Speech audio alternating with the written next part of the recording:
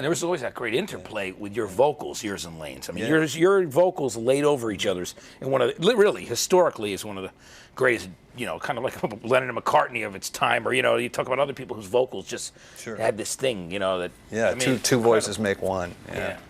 Yeah, I mean, I heard him in it's like the Tacoma Little Theater or something, playing with like Johnny and those guys, and those, he was really young. We were really young. I think he was probably like 20, 21, or I was maybe about 20, 21. He was younger than me.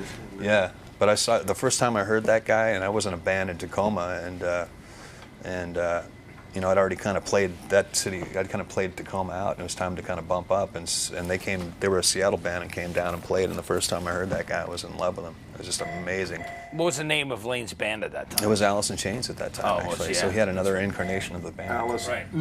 Chains. Guns. It was more like that kind of thing. But it was one of those things that people hear. You hear stories about bands. Like the first time I heard that guy, I'm like, that's the guy I've got to be in a band with.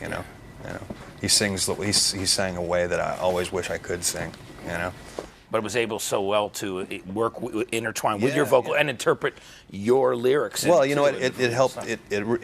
He really helped me kind of, being around him inspired me to be a better singer, to work on that more and give me a lot more confidence. And in the later records, he was like, man, they're your songs, you sing them. You know what I mean? So he really pushed me to kind of step up, and the blend, we were always kind of singing together, whether we would take songs in parts, and more of the earlier stuff is pretty much completely Layne, and I'd always be piping in the backups and stuff like that. But he really pushed me to become more than I was, and I'm always grateful for that. But the cool thing as well with that is just like the writing style. It wasn't anything we sat down and planned.